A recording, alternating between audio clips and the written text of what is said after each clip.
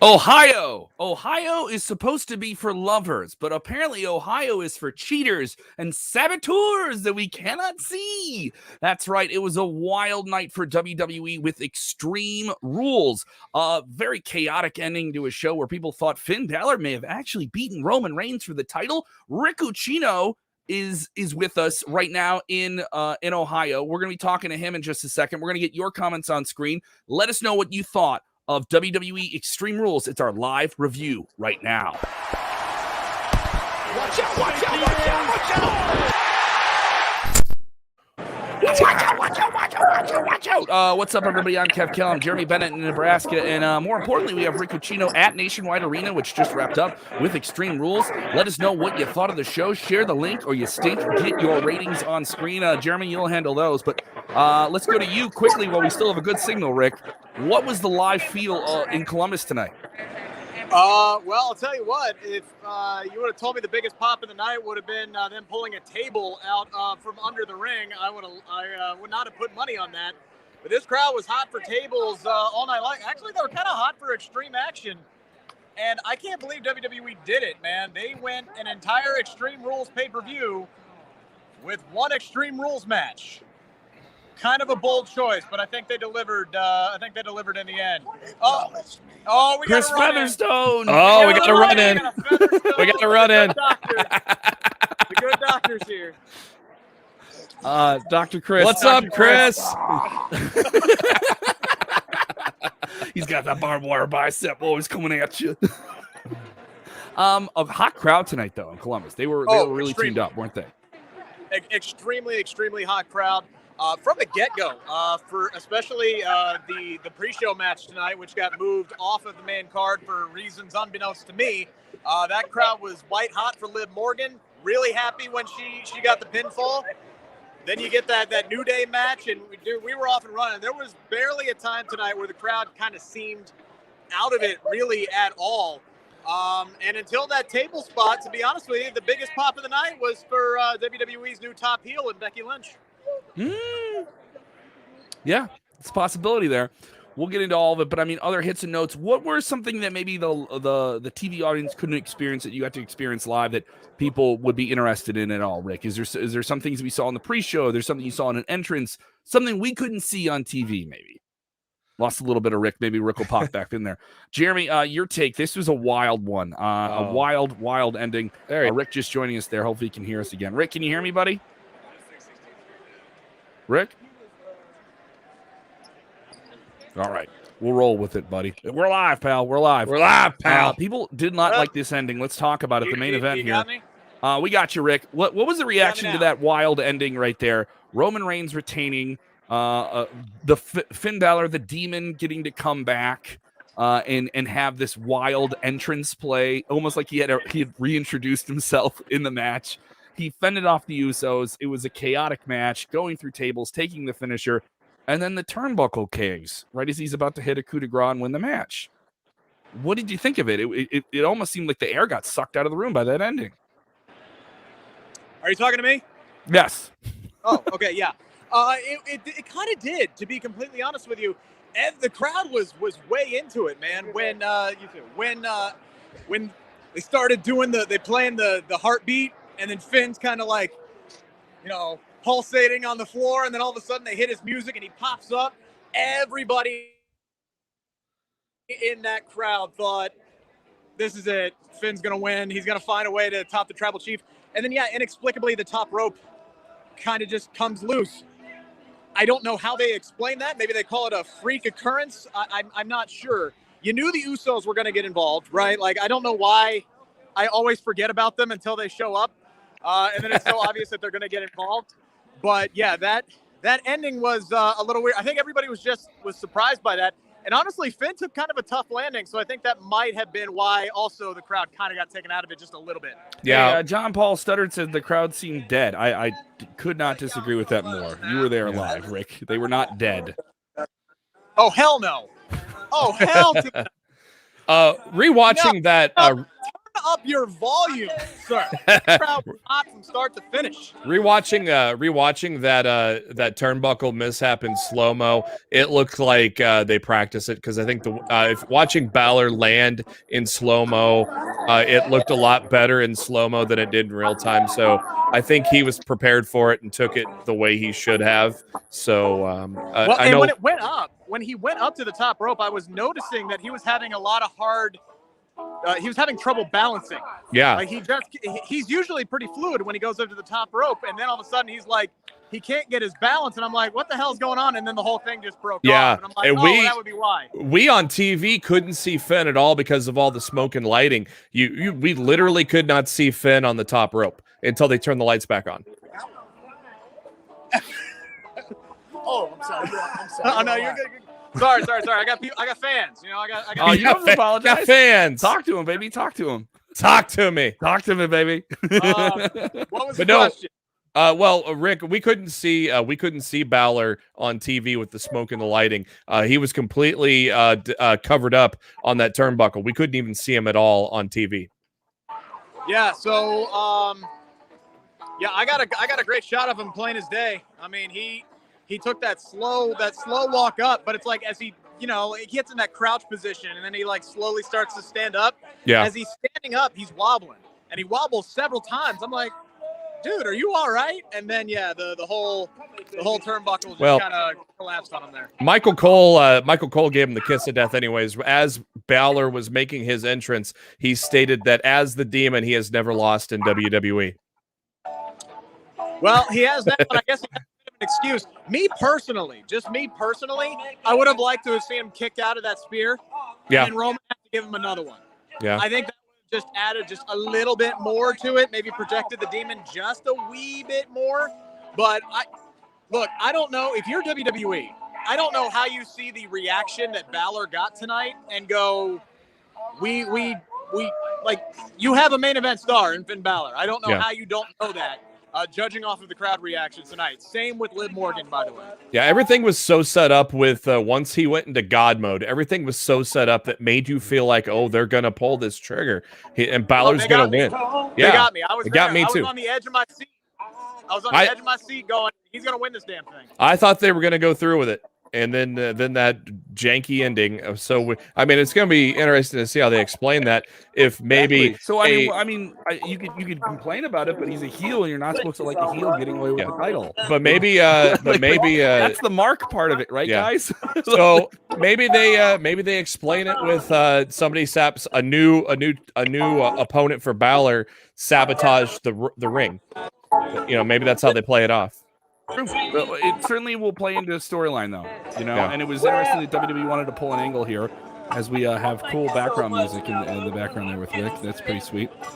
Dancing on the street. We're all going to dance now. We're all going to dance while we're doing this pro-show review.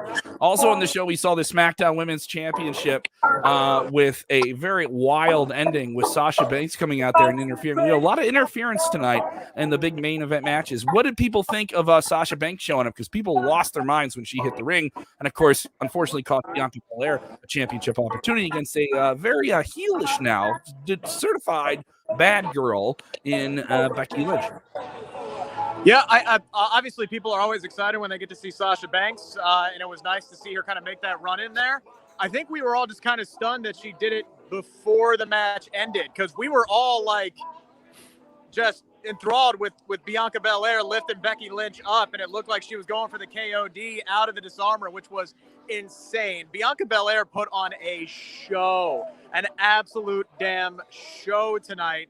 Becky Lynch did as well to her part. That was, for me, the match of the night. And then, now you get Sasha Banks into the mix. I'm excited for the future on that one. It'll certainly be interesting. Overall, Rick, thank you so much for the comments. All right, guys, I'm having some internet issues.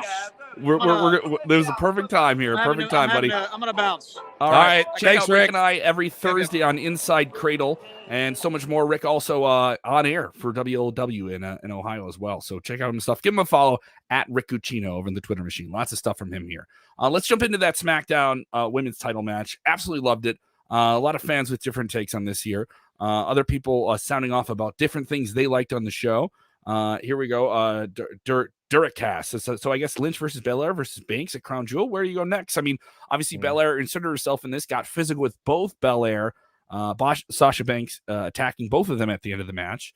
And certainly, Lynch is able to escape with the title, but it definitely seems like Banks wants to put herself right back in that title picture. I think this is going to be at the draft on Friday, to be honest with you. And I think after them, I think eventually, I think they're going to split Bianca off from those two women, is just my gut feeling. But I think we're going to get that triple threat. We got a big title match on Monday Night Raw with Big E and Lashley coming up tomorrow night. And of course Fox wants, you want to appease Fox. We've seen all these headlines and stuff that Fox wants these big matches. So I think we're going to get a triple threat match on Friday. Reminder, we will be doing special draft watch along coverage on Friday night and Monday night. We will be doing it no different than ESPN or Sports Center. The ticker will be there. We will have mock drafts. We'll have a whole bunch of data, a lot of different things for you. The true second screen experience will be here with us, Sportskeeda. If you're joining us for the first time, I know a lot of people join us right after pay-per-views. Go ahead and subscribe to the Sportskeeda Wrestling YouTube channel. Vince Russo with us every single Monday night after Monday Night Raw. Dutch Mantel, the legendary Dutch Mantel, with us every Friday night after SmackDown and Rampage. Wednesday nights, we have our very own Jose Enrico Glorioso covering Dynamite and NXT. And, of course, exclusive interviews like we just had Liv Morgan earlier this week. We had Kofi Kingston. We're going to have more. I know we'll be talking, hopefully, this week at some point to Ring of Honor's own Ian Riccaboni, their play-by-play commentator. So, a lot of content. And, of course, Jeremy and I and Jose doing the top story 5 days a week. So literally we produce hours of stuff. If you can't just watch the video, maybe you're more of an audio person, go ahead and subscribe to our podcast. It's available on Apple, Spotify, and all your major podcasting apps. Plug. Speaking of plug, we had trivia today. Between poor Kev. Get Sid it out of the way. It did not go well. I'm surprised Rick did not bring it up. But Ozzy in the chat asking if Rick beat Sid. Actually, that match is going down around Crown Jewel. So today we had Kev take on SP3, and it was a bloodbath, so to speak, earlier in the afternoon. And so now SP3 is your new number one contender for the STF Championship, the Sportskeeda Trivia Federation, and that's gonna that match will happen around Crown Jewel sometime. Around Crown Jewel sometime. I'm gonna take away and try and have energy drinks before I do these things. Gotta be quick. When you know the answer and you're not quick enough, that's the worst part. That's the most aggravating thing. Kim texting here. I wonder if they had a quick release setup. You're mentioning the turnbuckle spot that ended the show with Finn Balor. Just the turnbuckle drops and he falls into position, and then Roman Reigns takes advantage of it. It says, I wonder if the turnbuckle quick release setup, because if you watch back on the replay, after he stood up, he steps back with 1 foot, and then it went down. It's probably a quick rig for it. Yeah, it was a part of the show, but we're going to find out what character or there's going to be a plot. kayfabe. There's going to be a kayfabe reason behind why that happened, and I don't think it has anything to do with the bloodline, Paul Heyman, anybody. I think it's to set up Balor's next feud. Absolutely. We'll see what happens here. Speaking of other matches on the card, we're kind of just jumping around here with different things on it. Damien Priest was successful retaining against Jeff Hardy, who was way over with this live crowd. Oh, man. And Sheamus, who had a ton of heat. Sheamus had a very fun spot where he knocked off Jeff Hardy off the top rope, preventing him from hitting the swanton, so that he could get up a top rope and start doing all of Jeff Hardy's, as this big super heavyweight guy, doing all of Jeff Hardy's taunts. And it was funny. It was very funny. A very great match. A lot of great back and forth action. Damien Priest winning this match, getting a sign of respect from from Jeff Hardy. What do you think of that one? Is this another sign that Jeff Hardy may be beloved by the audience, but maybe WWE doesn't want to go with a 44-year-old United States champion? I don't know. That might be the thing, but I mean, you got to listen to the fans sometimes, and maybe they move him to SmackDown, or keep him on Raw and they move Nakamura. As long as I don't want to move my Nakamura, man. You don't want to break up Nakamura, Boogs, and McAfee. That you want to see them dance on the tables forever. So maybe bring Hardy over to SmackDown and feud for the Intercontinental belt, maybe, or there was so much mutual respect between Priest and Hardy. They could be allies going forward too, which would be something that could be very interesting down the line. But I mean, the crowd wanted it when he hit the swanton on both guys to break up that pin. I thought This was a night of great near falls, and that was another near fall that happened in that match that was tremendous and made you think that Hardy was going to walk out on top. David Ekman saying Jeff Hardy match was the best match of the night. There was a lot of very good wrestling on this show. Yeah. There wasn't a bad match. There wasn't a match that I hated at all. There were some matches I would say that were better than others, but there was no dud on this show. No. Even the pre-show, this wasn't like SummerSlam where there was just like silly segments that didn't need to be in there. Yeah. This was all steak. There was no fat here. Or at least everything had meaning, even the post-match stuff that may have been goofy. Let's get into another match. I loved the opening. I thought the opening of the show was absolutely fantastic. A match that was announced this weekend? And involved the WWE Kickoff Champion, show. Big E, and the New Day taking on Bobby Lashley, who wants that title back, along with AJ Styles and Omos. I loved this opener. This was actually fantastic. They announced this on the Kickoff show. So this was literally put together a half hour before the pay-per-view. And they gave them nearly half an hour and was a tremendous opener. I thought everybody did a great job in this. It's 6 guys that can main event any show at any time, and they definitely gave us an entertaining, unexpected match because we didn't see this. We didn't know this was going to happen until the Kickoff show. Jonathan Riviera saying WWE's killing AJ's career. No, how are they killing his career? How? No. He was a world champion there multiple times. He was on a pay-per-view tonight. Considering he was how are they killing his career? He's doing pretty good in the WWE considering he was originally a TNA guy. It takes a lot for someone that was made in another company. I think there's this perception when anyone isn't at the top of the card and they go down, that they're suddenly buried. Who's buried? People who didn't make the pay-per-view. Yeah, you can't. Which were those 6 guys before the Kickoff show. Which were baffling to some people, and then even more, Yeah, so this was I enjoyed this. I thought this was a really, really great thing. But obviously you're gonna have people saying, "See, they're breaking up New Day again." I don't see it happening. No, too much money, and there's too much money in keeping them together. I think they only broke them up for a short-term thing to push Big E.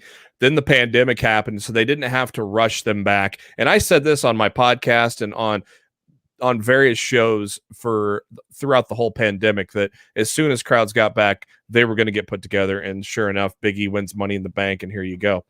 They are not going to get broke up at the draft. I don't think so either. Big friend of the show, a man who knows a thing or two about the WWE. Big ups to Roman putting on the mask. That's worth noting. I know we're jumping around here. We're really just driving ourselves by your comments. Jump around. Big ups to Roman putting on the mask, a message with meaning bigger than wrestling and entertainment. More than a storyline. Well, at one point in the main event, when Roman and Finn Balor fought in the crowd and went through a table, he put on a face mask. Plus his own damn health, for crying out loud. And I thought that was admirable. Yeah. I thought that was admirable of him. I could already see the anti-mask crowd going nuts on Twitter and all that dumb stuff. But, it's smart. He fought leukemia, so it was smart for him to do. It wasn't. I don't think it was to send a message. No. It was to protect himself. I mean, it may send a message, but I don't think he did that politically. He's at risk. Yeah, exactly. So yeah, if any anti-maskers are making fun of him on that, they can go shove it up their ass because he is at risk. He needs to protect himself. Yeah. Of course, some people looking ahead here, and we're going to get Reigns versus Lesnar. Winner gets Paul Heyman, says the blue dude here. That is the next match. They are advertising that for Crown Jewel. Currently, that is the only advertised match for Crown Jewel. So that could be something. SB3 here. Sid is in the house. SB3. Glad to see Kev doing well after the murking earlier. That was marking is an illegal act. The final score was that, unfortunately. Why did you have to put that back? Get it off the screen. Get it off. That was the the trivia score this afternoon. Yes, I know the score. I know it. Poor Kev. SP3 thing. Show was perfectly solid, but man, that finish was bad creative. So Yeah. you thought A lot of enjoying him.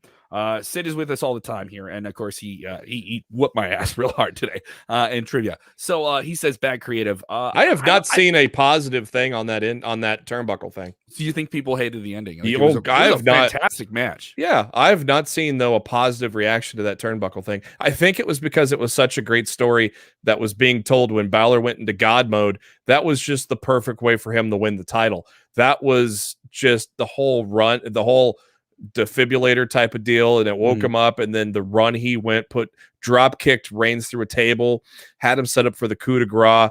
That would have been the perfect way to end the pay-per-view instead of the janky turnbuckle. I think it was just such a hot thing, and the crowd was overly. I mean, you know how much the crowd hated that red light for the Fiend, and they didn't seem to mind it just for the spot. For the moment, for him to go into God mode. It did work for the spot. Yeah, and so I think they should have just paid that off and had Balor win. And win the title, huh? Yeah, they should have. Yeah. It was such a hot moment. Why? Why? The thing is, they had you believing that he was going to win the title. Yeah. So, I mean, I think that's worth noting. If they got you going, then it worked, Yeah. But I think the turnbuckle thing just deflated the whole night or the whole ending. And like I said, I looked around and I did not see a positive thing about the turnbuckle thing. A lot of people saying turnbuckle was a major letdown. Let us know what you think. Continue to drive the conversation. If you're with us for the first time, go ahead and hit that like button. Sound off on the show. Give us your rating, 1 to 10, of what you thought of Extreme Rules. Great matches all over. I know we're zipping around the card. We're not following it in order. Jump up, and get down. Want to talk about tag team wrestling. I had this feeling because the first 2 matches in the show were tag matches, that big 6-man match. Yeah. And then we had the SmackDown tag team titles. Another outstanding tag team match. Oh, yeah. Street Profits set up here. Montez Ford chasing the bloodline, getting attacked when his tag team partner Dawkins was at a family wedding this past Friday and got to feature in the main event on television. It did add a little bit more hype to this match that we've seen before. We've seen Usos versus Street Profits before. So how do you make it a little bit more compelling? They added a lot to it, a lot of back and forth. They had you believing that the Street Profits were going to win these belts. They had you believing multiple times they were going to do it, and then they lost clean here after a double body splash, which we only get to see now and then from the Usos. I enjoyed this match quite a bit. It did make me think, when are we going to start seeing tag team matches in the main event? And I don't know if it's going to happen, but I mean, I wouldn't mind it on TV from time to time. It's just never been a priority for Vince, unfortunately. And so it's a hard battle because the women's tag division's booked as an afterthought. A long time in the WWE, the men's tag division was booked as an afterthought. It was basically you got your champions, and then we threw 2 people together, like a Jarrett show, for example, going way back with Jericho and Big Show. You threw 2 people together, and that was your feud because they just didn't develop a tag division. I just feel that Vince is not ever going to be on board with the tag division like AEW is. I just don't think I would love for it to happen. I agree with you. There's some great teams, but I just don't feel Vince has never thought that. And so I don't think Vince is ever going to change on that remark. Tim Hardy saying, love the pay-per-view and the ending too, even with people. That rhymed. Yeah. Here you go. Mikey James Barrett sounding off in this tag team thing. They need new tag teams like from the 80s and 90s because now WWE teams suck. Well, I don't think people reacted that way to the Usos tonight or the Street Profits or the New Day. Over like Rover or the New Day. I don't think AJ and Almost, even though they're going to probably break up soon. But that makes sense. That makes sense. They've gotten I think Almost has gotten everything he could get out. I wonder, I mean, I don't know if it's too soon to break up the Street Profits. Obviously, Tez had a great main event run there, but it's almost like they've done almost all they can do, and without really a lot of teams to go against, you can't keep fighting the Usos and the New Day forever. It's kind of one. I'm you with kind of you on wonder, this, Steve. If we're gonna do a rematch of the Profits and the Usos again, throw a ladder in there. Why couldn't we done it?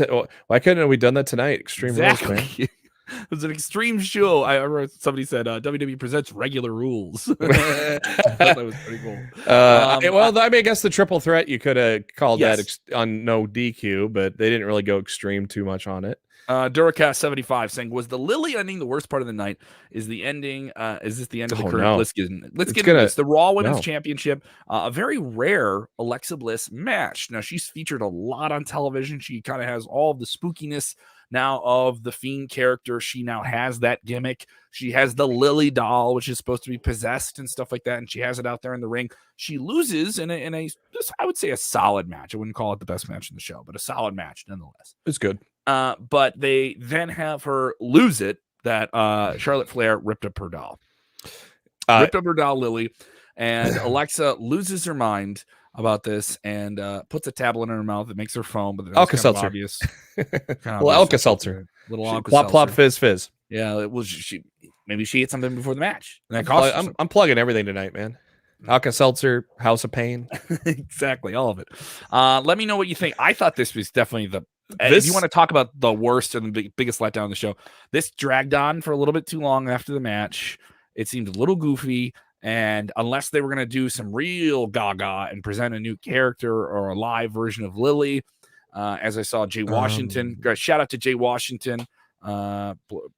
Great stuff from him. Go seek him out. A great wrestler, great comic. He had a great take on that. Why didn't they do a live action Lily? This would be a way to do that. If you rip up the doll, then bring the doll into the real world if you want to be really goofy and crazy. But I didn't like it. It just felt, I don't know, just felt like a bit too much. I didn't necessarily hate it, though. I mean, I didn't hate it either. I hated the Lily gimmick from the beginning, but I'm started to grow on it. Mm-hmm. I've always liked the Alexa. I've always liked how Alexa's done this gimmick. And she does it really well. Yeah, every little nuance, everything she does, she like owns the character in every single way that she can. This ain't the end of the gimmick. This is going to be the start of her being even more batshit crazy. Yeah. She's going to go on a downward spiral and just go nuts. And I don't think she's done with Charlotte either at this point. Obviously, with what happened at the end, I don't think they're done with this feud. Probably because they realize that they've had a good build to this feud, and so they want to continue it. Yeah, if you're with us for the first time, continue to sound off. Give us your 1 to 10 rating on the big show here tonight. A lot of people joining us for the first time as well. Here we go. Stephen Chambers saying pay-per-view gets a 7 tonight. Great matches tonight, but didn't like that ending. Yeah, it's always an ending. No different that AEW Revolution pay-per-view where they had that exploding barbed wire death match, right? Sparklers, and then sparklers at the end. And then Gilbert. It was. I could see that too. But here's the difference. That was a stunt. That was a part of a big ending, right? And you lean on it, and it didn't work. Mm-hmm. What they wanted tonight was this. What happened here? Yeah, they left you with a question mark. I could see, and nobody liked it. One guy liked it. You're disappointed, but you're interested. My thing is, I don't think anyone's not interested in how this goes, though. You've already brought it up multiple times. What are they going to do with this? Where's this going? I'm intrigued. Yeah. I don't think every pay-per-view has to be big ending payoffs because WWE has so many pay-per-views. It can't be that way. That isn't a functional storyline telling thing, right? I think they should have. I think it would have been perfect to have Balor win in that spot, though, the way that turned out, just because it was so awesome what he did there, and kind of went into God mode. But the turnbuckle thing is, if they explain it and it leads into a good feud, hey, I'm all for it.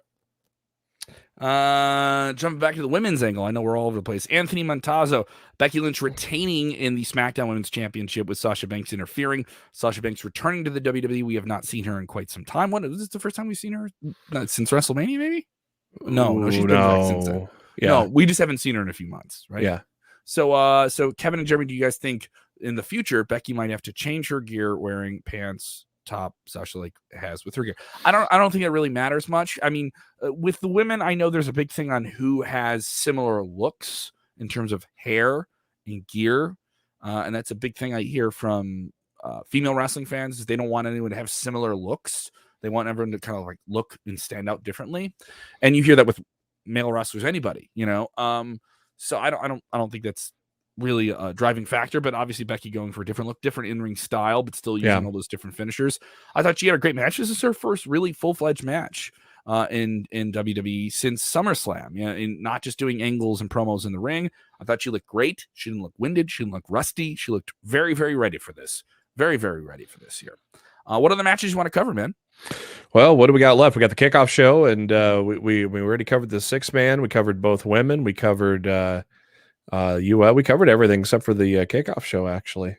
Liv Morgan successful over Carmella. I thought this was a very, very strong match for both women. Yeah, it was good. And some nasty falls. And I like that they worked on a pre-match promo where Carmella said, "You keep attacking my face because I'm so much more beautiful than you. You know, I'm hot and you're not." And what was the whole match? It was Liv trying to mess up Carmella's face, which That'd be great. It's simple. It was simple and it was well done. And the ending was really cool. I love that stun gun kind of finisher out of the middle of the ropes that Liv hit, and what a reaction Liv got. That would have been a really big reaction there. That'd have been great to clip that part of you saying that without any context. Yeah, Liv got a huge reaction and got over, so rightfully so.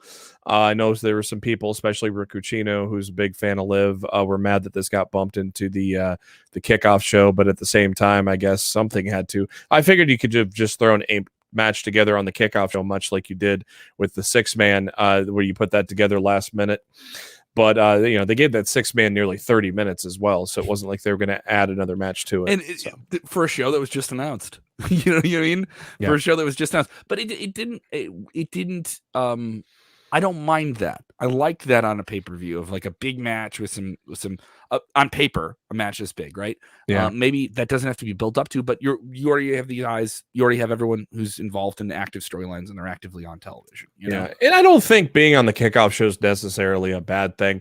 You're going to be getting the crowd mostly there, and you're going to be the first action they see, so they're going to be hot for it. Yeah. One of the best pay-per-view openers I've seen from WWE this year.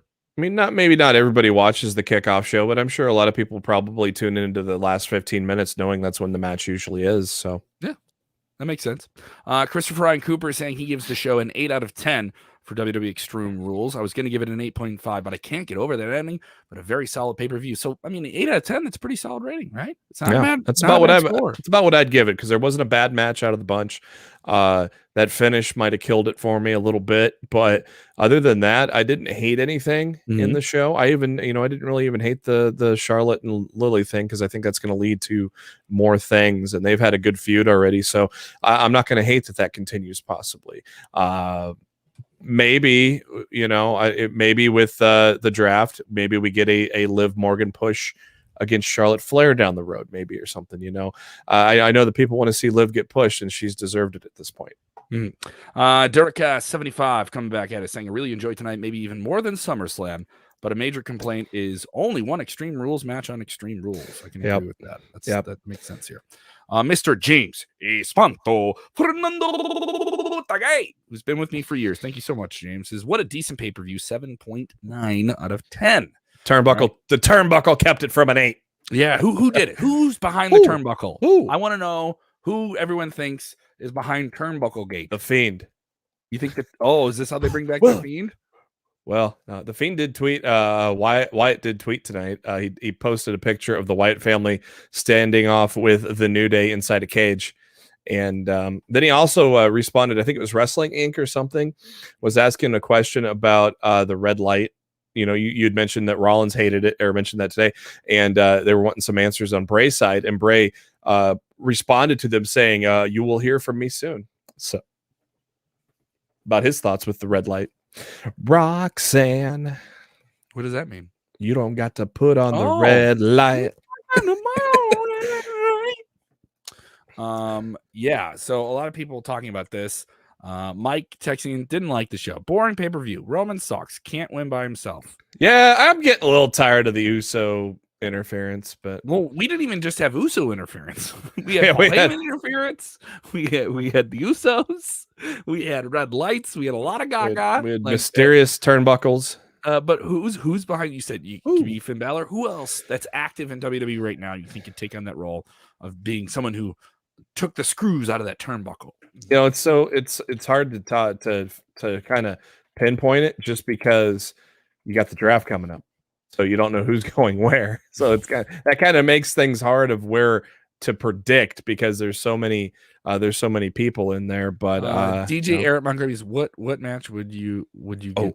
I got an idea. What match would Dave give the most stars to? I don't care.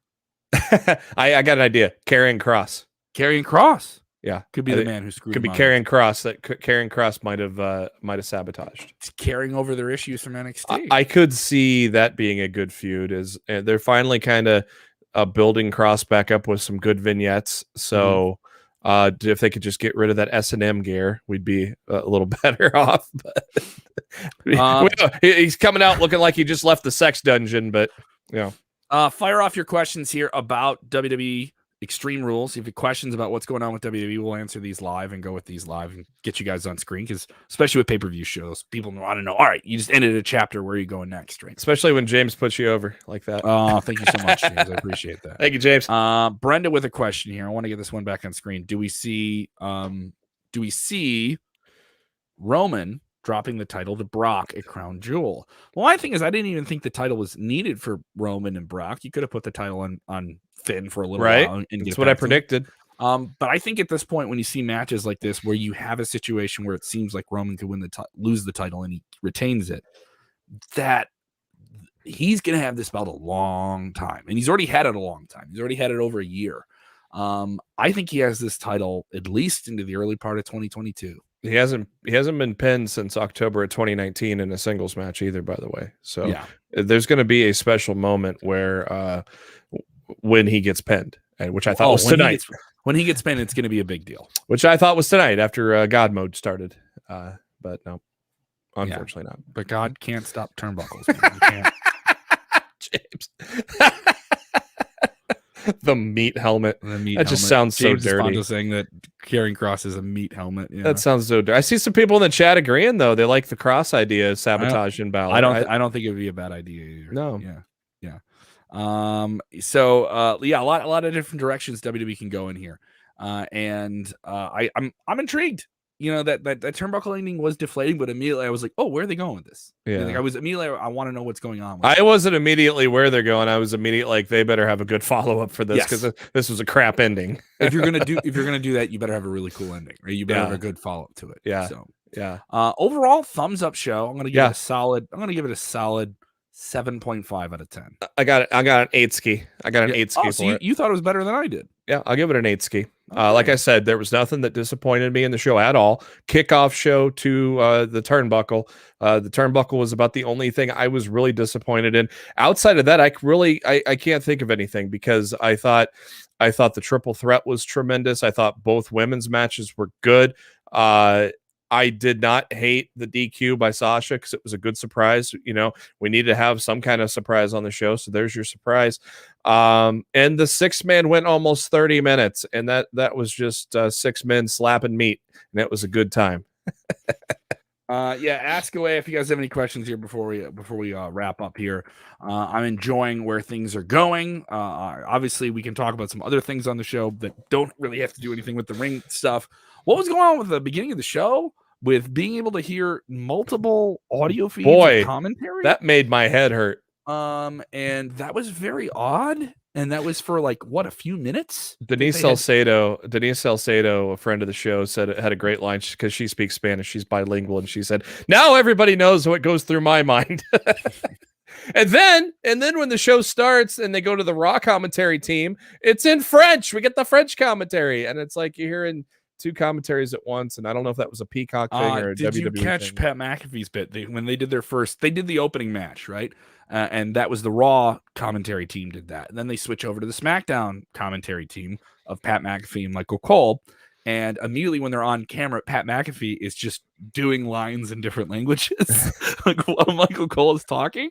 And it's just another sign of that there are some talented people in WWE that roll with issues. Yeah, Pat's awesome. And Pat's great. And someone got in his ear and told him to do that. And that was a great idea, you know. But that was giving me a headache, though, dude. Especially, you couldn't hear anything in the kickoff show match. You couldn't hear any commentary because it was just blah, blah, blah, blah, blah, blah, blah, and it was a little annoying. All right, questions here. Brendan says, is Naomi going to join the bloodline? Here's the issue with that. Naomi getting screwed out of matches. Sonya Deville won't let her have a match. That's the angle they keep going to. And she went out to the ring to have a match this week, and Sonya kicked her out of the arena. I don't think it's a given that she's going to bloodline. I just think that's something that fans have built up in their mind. Makes sense. It makes sense, but I think we were leading towards but it hasn't been alluded to. It hasn't been teased. It hasn't like there's no note for WWE. If you just think this is going towards that, it isn't. It isn't going that way because it's a babyface thing. If she's doing that, then she's heel, so I don't see things going in that direction. No, I think we're leading towards Sonya finally getting back into the ring, which has been a good story since Naomi's come over to SmackDown. So Richard Rinaldi, is Bray coming back? With all the gaga, we mentioned this a little bit earlier. Who's behind the turnbuckle gate? Bray being very cryptic on Twitter, saying that his presence will be felt very, very soon. I don't know. I don't know if that means he'd be coming back to WWE. There's a lot of people think that he's going to be going to All Elite Wrestling. There's many of reports that indicate that that's a possibility, but no one can straight out confirm it. So I don't know what his future is, but he's going to be involved in wrestling. You're going to see him somewhere or in some form of entertainment, something soon before the end of the year. There's some people you say, no, you don't see them going back to the WWE at all, even after getting fired. Samoa Joe did. So I could see Bray coming back to the WWE, but I'm leaning heavier towards another company. And it may even be Impact. I don't know. Like I said, Impact really needs to get a better TV network to get a better reach, because now we're getting to the point where WWE and AEW are going to have too many people and they got to go somewhere else. And so Impact and Ring of Honor are some other logistical alternatives, and there are going to be some debuts at Bound for Glory. Probably Braun Strowman is going to be one. So if Impact get a better reach in their audience, I think I would not. I wouldn't really throw them out of the ring either. I think it can be anywhere for Bray.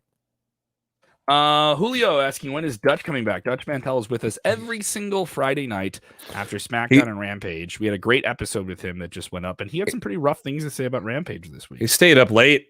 Yes, that's probably why he was rough on Rampage, because it was on till is he on the Eastern time? Yes, I believe. So it was midnight, after midnight, when they had to start the show there on Friday. Here's a question, Stephen Chambers. Is Samoa Joe coming back? Samoa Joe, unfortunately, having to relinquish the NXT Championship right before the relaunch of the brand of 2.0. And they do have a new champion. Tommaso Ciampa is once again the NXT champ. I don't know the medical issue with him. I've said this on Top Story before. I think the medical thing's kayfabe. Okay. I think the whole plan was to never have him in this moment with Karrion Kross, but it was such a hot angle. And then they got painted into a corner because Kross was going to Raw, so they had to take the title off of him. So then they had to put the title on Joe. But I know Dave Meltzer has reported this, that the plan all along was not for Joe to be in this wrestling predicament. He was supposed to be a management type of role back there in NXT. So I honestly think the injury stuff is kayfabe on this, and it was just a way to get the title off of him going into the 2.0 era. Absolutely. A lot of people with different questions going to keep fielding these while you guys got them hot. Okay. Hell yeah. Keep firing off, especially if you're with us for the first time. We want to get you guys on screen here too. Yeah. Ask away. Ask away. This one here. Good old JB. Big kill. If you had the first 5 draft picks for the WWE Draft, who do you go for? Well, I can tell you our draft coverage. I'm very, very excited about this. I'm going to get the suit pressed for this. I'm going to reach over here in the closet and suit up for this. Should I get my tuxedo t-shirt? Yes. Tuxedo t-shirt will be formal, right? So we're going to be covering the draft. I think there'll be some surprises. I do think this will be a hard reset for Raw and SmackDown. Yeah. And I do think that both networks that you're working with, NBC Universal that owns USA, and Fox Sports, they're going to want to know what they're getting. They're going to be involved in those decisions. And we heard rumblings this week about Fox and WWE having meetings. The initial reports were that Fox was upset and they had a strained that is not the case. And that Fox understood that the viewership with SmackDown was going to be affected by the pandemic. And it was. Yeah. It was. People did not want to watch no crowds or video screens. But they have the most watched show in professional wrestling every single week now. Mm-hmm. And they also had a show that tied for number 1 in the 18 to 49 demographic on network television. So people talk about demos and different things like that. That's huge. They're doing 2.3s, 2.4 overnight ratings. So by the end of the weekend, you're talking about a show that maybe 4.5, 5 to 6 million people watched. We don't know the metrics past, some of those 48 hours. So it's huge. It's a very, very successful property, but maybe Fox wants it to be bigger. And they want some bigger things at it, or they want some more touchstone things. You were seeing that King of the Ring special that's coming up. So we'll see. I think SmackDown is going to get some big stars. I don't think Roman Reigns is leaving SmackDown. I'll say that. I think he's staying. But in terms of draft picks, who would I pick if I had to pick? I would obviously want Roman Reigns. Who would you want? I would say, I wonder if there would be a little surprise move for Raw coming out of the gate, and they grab Becky Lynch, which in turn will bring Seth Rollins over to Raw. I would not be surprised to see Becky Lynch come over to Monday Night Raw. And even though she's a SmackDown Women's Champion, but they've done that before. They'll figure it out booking wise eventually. So I wouldn't be surprised if Roman Reigns is the SmackDown's number 1 pick, and then Becky Lynch is Raw's number 1 pick. Could be interesting here. Will the Attitude Era ever come back? No, it's been gone. It's been gone for a long, long time. It's been gone. When the Attitude Era was in WWE, their pay-per-views were sponsored by Castrol GTX. Now they're sponsored by Snickers. Kelsey Carson says, why didn't Bianca win tonight? Bianca was interfered. Technically she won by disqualification. She just didn't win the title. Becky Lynch retains the title as champion. You have to pin or submit them in the ring. She did attack Bianca. Yeah, and she attacked Bianca, so Bianca technically won by disqualification, but obviously didn't win the title. I like this idea. The reason is because they want Sasha Banks to come back. I did think that kind of deflated the match a little bit right after the entrance ended. But Sasha Banks is such an over character. I don't think too many people are going to complain. And we hadn't seen her in forever, so it was acceptable to have a non-finish here. Yeah. A lot of people with different takes here. I like the Becky 2 belts idea. Bring back Becky 2 belts as a heel would be a lot of fun. Have her win both belts on Raw. Yeah, have her get drafted to Raw and beat Charlotte for the title. Man, I like that idea, King Dixon. Mm. I like that booking, pal. I like it, pal. Yeah. Keep up your questions here. Here we go. Here's a question here. Jeremy, Kevin, one person on either rosters for Impact, AEW, or WWE, you think you can pull off the Razor Ramon character for the Attitude? Who could pull off a Razor Ramon character? Well, there kind of have been variations of that kind of like mobbed up guy from Florida. They've done versions of I got one good one for you. Who? Damian Priest. Yes, he could do that. If you want to see someone cosplay as another wrestler, but he could pull that off. I wouldn't be opposed to it. Kelsey saying, do you think the title should be able to change hands in a DQ or count out? No. Only if the champion's been playing chicken shit. Yes. And you make it a step. And they've been excessively chicken shitting it. Yeah. Like if you're always finding a way to get out of matches and not, yes, then that makes sense. I don't mind that. And they've done that. WCW, TNA, Impact, WWE. Yeah. I don't know if AEW's done something like that, but yes, it's been done. So, and you have to build up to it in the right way. Here we go. People want to see Kevin Owens on the move here. Kevin Owens to Raw before he leaves WWE in December or January. Guys, it's not a given that he's going to leave WWE. It's not a given. Signs are there, though. Signs are there, but signs are there when you want to get more money on your next contract. Everywhere there's a sign. Right, blocking up the scenery. There's signs. Signs were there for Marty Scurll to sign. Do this, don't do that. And that can't you read the signs? Yeah, it's karaoke. It's karaoke on here. Don't sing Tesla on my show. I tell you what, man. I really like this idea of Owens and Sami Zayn doing an outsiders type of deal with AEW, because I do honestly think they are both leaving once their contracts are up. Ali Howard Lurie saying thoughts on where Tessa Blanchard will end up. I think she's the best female wrestler in the world. She may be a great wrestler, but there is just, because of outside things that she's done in her life outside of wrestling that have been widely reported that you can read about. There is. Has there been enough time? Much like Marty Scurll. He just got finally promoted for a show coming up on an indie show. Velveteen. There's going to be a backlash to it. Guys, you can look up all the different issues with Marty Scurll and Tessa Blanchard. We have the stories. We covered it. I haven't seen much backlash for Scurll on this recent one, but there was surprising. But there was a ton of backlash when Velveteen Dream got announced for a show, and then they pulled it. And then they canceled it. Yeah. Thoughts on where Tessa could show up? I don't know. I mean, some people thought that she was really going to show up at All Out, and I was at All Out, and people were chanting for Tessa, and then other people said, "Hell no, don't want that," and chanted against it. I just don't see it happening. I don't see. I don't know if Tessa shows up in a major promotion anytime soon. Does she do it eventually? I would hope so. You know, you have somebody who has a good pedigree, but she also didn't leave Impact Wrestling on the best terms. She was their world champion and didn't drop the title. Mind you, was during the pandemic, so there's some reasonable, feelings about that. You had Roman Reigns step out of WrestleMania the week of, So some of those things can kind of wash over, but we'll see where this falls here. I think WWE is probably going to be the most likely landing spot. I don't know about AEW.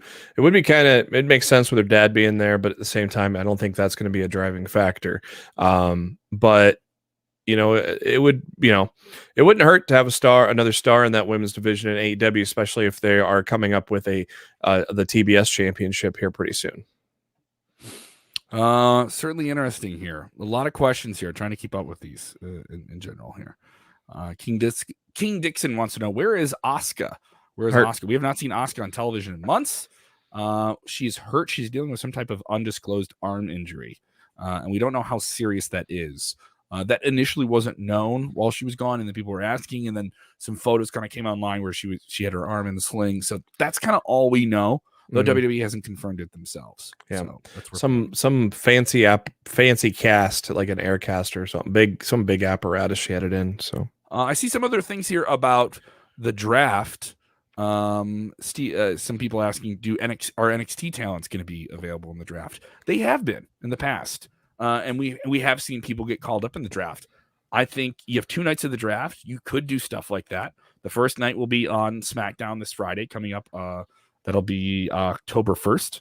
And then the following Monday will be the other side of the draft. I think you could do some things there. I don't think there's anything preventing you from it, but you just relaunched the brand of NXT. Like, you just flipped the brand there. Yeah, it's going to be people that you haven't seen in NXT for a while, maybe a Xia Li, something like that. They are not going to take current talent that you've just seen on television, but there are a handful of talents that haven't been on television for a while in NXT that have been doing dark shows. So, there's especially Xia Li is one that comes to mind. There are some others, but I just can't think of them off the top of my head right now. Here, speaking about different things that can happen in the draft, William Long, could the Mysterios, father and son, split brands in the draft? I hope they don't split these guys up and keep them on the same show for this reason. I think, though it could happen, and it would be heartbreaking to see it happen, right? Yeah. I think you could do that in a weird way. You saw this on SmackDown, and I think it's a sleeper story, and I was hoping we would get something from it tonight, but obviously they weren't booked for the show on Extreme Rules. Is Sami Zayn trying to put father against son or son against father, right? Yeah, I like that. I like that. Ray and Dominik, and Ray trying to tell his son, like, this is how you need to become a great wrestler. You're not listening to me, and this is why you're losing matches, right? And Dominik saying, no, I know what I'm doing. Like the young surefire kid thing, right? You're not. Yeah. You're young, but you don't have the wisdom yet. Yeah. Ray said in an interview this week, he doesn't want to wrestle his son. Because he doesn't want to, which doesn't mean it's not going to happen. Which means he's trying to throw smoke to the heel turn, I think, is what he's doing. I think a father versus son match. I think they won it. Honestly, I think Ray's just putting smoke over it. I think he wants to wrestle his son. Yeah, and I interviewed Ray in, I want to say, end of 2018. While he was on an injury, and he had just come back to WWE like earlier that year, and Dominik had not debuted yet. But it was clear Dominik was wrestling, and people knew it, and they knew he had a son, and we had seen his son like 15 years ago. And he said, like, my whole purpose in this stage of my career is not about me. It's about, I want to have cool matches, but the whole purpose is to set my son up and have an ending with him. I want to end my career with my son at WrestleMania. And like he flat out said it. And there was a lot of things he's like, I want to tag team with him. I want to win tag belts. He did all that, right? Yeah. I think they could win another title together. I think they could do some other things to tease it. But Ray versus Dominik, dude, that there was so much passion. Now they did some stuff with the family that was drawn out, right? But when Dominik debuted against Seth Rollins at SummerSlam, in 2020. And it was a fantastic match, one of the best matches of the year, maybe one of the best debut matches I've ever seen. And it all played off of the history. He was built into this already. Yep. You had seen this kid on television when he was a little boy. Now he's a young man and he's wrestling. I know it's compelling to longtime fans. You give me father versus son, that is WrestleMania written all over. Yeah, you gotta do that. You started at the Rumble. One eliminates the other. You're starting it now. True. You really accelerate you break it. him up? Get him on different shows. You really accelerate it though at the Rumble. But I liked what they did with Sammy. I thought that was a good segment that they did on SmackDown. Richard Rinaldi reveals that Vince is the father. Vince has been Dominik's father this entire time. It was me. It was me all along. Yes. King Dixon saying, Ray versus Dominik, loser retires match. Well, we would obviously know who loses in that one. Well, that's still compelling though. You know what I mean? Like even if you know it's sort of predictable, it's still compelling, right? Yeah. You're gonna see a moment. A lot of wild stuff here. Overall, good stuff. Jeremy gives this pay-per-view, Extreme Rules, that we just watched a little while ago. He gives it an 8 out of 10. I give it a 7.5. Let us know what you think. If you're watching on demand, if you're listening on demand, hit us up on Twitter on all the different things. Let us know what you thought of this show. Did it satisfy you? Did you really feel bad about it because of that ending? Did that ending lose you? Because it seemed like some people were upset with that ending. Let us know what you think in the comments below. Check out all of our content. If you haven't checked out our channel yet, just go do it, dude. We have so much stuff for you to consume right now. If you want to go watch an interview with Liv Morgan, we got that for you. We have Unscripted, by the way. Great interview with Aaron Stevens, talking about his career and the whole period when he had the Money in the Bank contract and what was actually supposed to happen with that didn't happen. You're welcome. Go check that out. That's really compelling and interesting here. Let us know what you think. We'll have a whole lot more content for you. Remember, when watching wrestling, you got to do this really, really important thing. And I think some people, especially nowadays, they forget to do it. They forget to just let their mind go. And when they're watching wrestling, they just don't know how to just take a deep breath and do what, Jeremy? Enjoy wrestling, damn it. Enjoy it. Yeah. Yeah. Yeah. Yeah. Let me talk to you. Talk to them.